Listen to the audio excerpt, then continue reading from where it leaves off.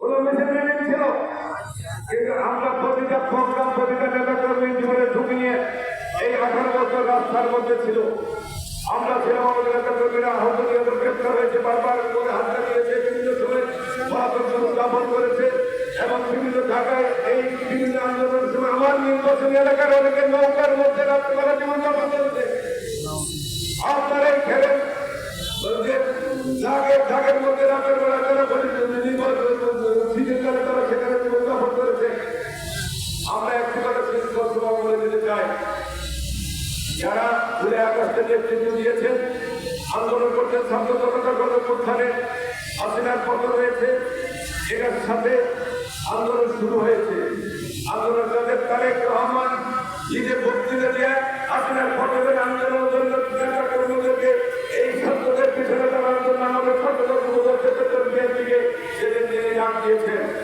এরপর যখন আন্দোলন চূড়ান্ত করতে হলো, হাসিনার পতন হলো। বেশ ভালো কথা, তত্ত্বাবধায়ক সরকার আসলো, আমরা তত্ত্বাবধায়ক সরকারকে সমর্থন দিয়েছি। তত্ত্বাবধায়ক সরকার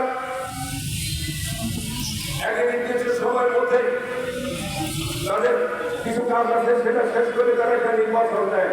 কিন্তু তারা, আমরা দেখলাম যে তাদের সেই পরিমসী এবং সংস্কারের কথা বলে এই দীর্ঘমেয়াদী পরিকল্পনা সৃষ্টি করে একটা বাংলাদেশে একটা সৌন্দর্য সৃষ্টি করার চেষ্টা করা হচ্ছে। আমরা এখানে একটি বিষয় স্পষ্টভাবে বলে দিতে চাই, তত্ত্বাবধায়ক সরকার দীর্ঘমেয়াদীর জন্য কখনো কোথায় আসে না।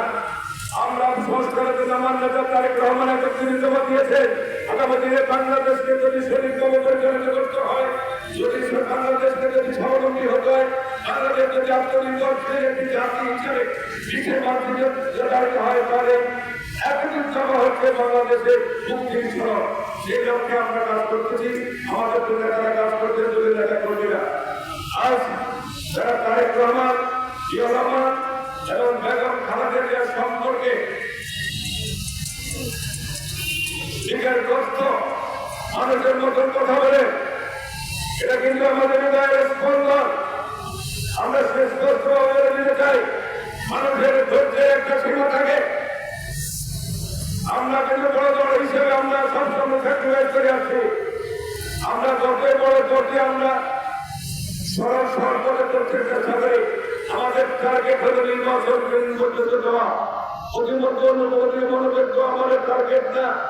আর তারা এই নির্বাচনকে বিরোধী লোকের বাংলাদেশের পরিস্থিতি ঘোরাতে করতে চাচ্ছেন, তারা কিন্তু বিগত এই প্রকৃত স্বৈরাচার সরকারকে আবার ফিরিয়ে আনার চেষ্টা করছেন। আমরা মনে করি, কারণ যদি স্বৈরাচারের বিচার না হয়, স্বৈরাচারের যদি গণতান্ত্রিক সরকার না আসে, এই সমস্ত আমাদের এলাকার সভাপতি সাহেব বলেছে ডিজিএসপির কথা, কেউ আমাদের কথা শুনবে না, কেউ কথা শুনবে না। যদি নির্বাচিত জনপ্রতিনিধিদের ক্ষমতা না আছে, কোনো কাজ হচ্ছে না। যেখানে রাস্তা যেখানে আপনার জানে যদি বলতে গেলে সেখানে গাড়িকে ভ্রমণ করে করতে বসে পড়ে।